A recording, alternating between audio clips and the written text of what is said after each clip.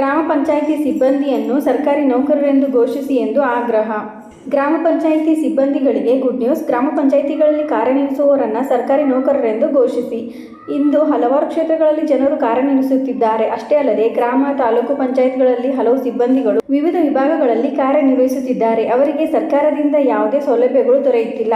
ಈ ಕಾರಣದಿಂದಾಗಿ ಇದೀಗ ಗ್ರಾಮ ಪಂಚಾಯಿತಿಗಳಲ್ಲಿ ಕಾರ್ಯನಿರ್ವಹಿಸುವವರಿಗೆ ಸರ್ಕಾರಿ ನೌಕರರು ಎಂದು ಘೋಷಿಸಿ ಅವರಿಗೆ ಸರ್ಕಾರದ ಎಲ್ಲ ಸೌಲಭ್ಯಗಳನ್ನು ಒದಗಿಸಬೇಕು ಎಂಬುದಾಗಿ. ಅದರ ಬಗ್ಗೆ ಸಂಪೂರ್ಣ ಮಾಹಿತಿ. ಗ್ರಾಮ ಪಂಚಾಯಿತಿಗಳಲ್ಲಿ ಕಾರ್ಯನಿರ್ವಹಿಸುವವರನ್ನು ಸರ್ಕಾರಿ ನೌಕರರೆಂದು ಘೋಷಿಸಿ. ಗ್ರಾಮ ಪಂಚಾಯಿತಿಗಳಲ್ಲಿ ಕಾರ್ಯನಿರ್ವಹಿಸುವ ಎಲ್ಲ ಸಿಬ್ಬಂದಿಯನ್ನು ಸರ್ಕಾರ ಏಕಕಾಲದಲ್ಲಿ ರಾಜ್ಯ ಸರ್ಕಾರಿ ನೌಕರರು ಎಂದು ಘೋಷಿಸಿ ಸೌಲಭ್ಯ ನೀಡಬೇಕು ಎಂದು ಕರ್ನಾಟಕ ರಾಜ್ಯ ಗ್ರಾಮ ಪಂಚಾಯಿತಿ ನೌಕರರ ಸಂಘದ ಜಿಲ್ಲಾ ಉಸ್ತುವಾರಿ ಹಾಗೂ ರಾಜ್ಯ ಖಜಾಂಚಿ ಆರ್.ಎಸ್. ಬಸವರಾಜ್ ಮನವಿ ಮಾಡಿದ್ದಾರೆ. ಗ್ರಾಮ ಪಂಚಾಯಿತಿಗಳಲ್ಲಿ 65,000 ಸಿಬ್ಬಂದಿಗಳಿಗೆ ಸರ್ಕಾರದ ಸೌಲಭ್ಯಗಳು ದೊರೆಯಬೇಕು. ರಾಜ್ಯದ ಗ್ರಾಮ ಪಂಚಾಯಿತಿಗಳಲ್ಲಿ 65,000 ಸಿಬ್ಬಂದಿ ಗ್ರಾಮೀಣ ಭಾಗದ ಜನರಿಗೆ ಕುಡಿಯುವ ನೀರು, ಸ್ವಚ್ಛತಾ ಕಾರ್ಯ ಸೇರಿ ಅಗತ್ಯ ಮೂಲ ಸೌಲಭ್ಯ ಕಲ್ಪಿಸಲು ಶ್ರಮಿಸುತ್ತಿದ್ದಾರೆ.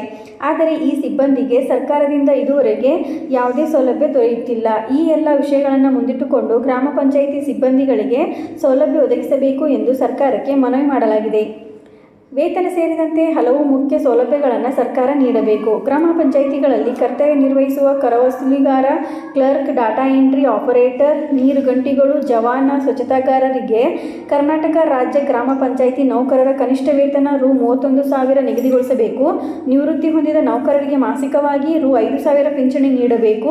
ನೌಕರರ ಕುಟುಂಬ ಸದಸ್ಯರಿಗೂ ಆರೋಗ್ಯ ವಿಮೆ ನೀಡಿ 50,000 ಉಚಿತ ಚಿಕಿತ್ಸಾ ಸೌಲಭ್ಯ ನೀಡಬೇಕು. ಮರಣ ಹೊಂದಿದ ನೌಕರರ ಕುಟುಂಬ ಸದಸ್ಯರಿಗೆ ಅನುಕಂಪದ ವೇತನ ನೀಡಬೇಕು. ಪ್ರತಿ ತಿಂಗಳು 5ನೇ ತಾರೀಕಿಗೆ ವೇತನ ನೀಡಬೇಕು ಎಂದು ಒತ್ತಾಯಿಸಲಾಗಿದೆ.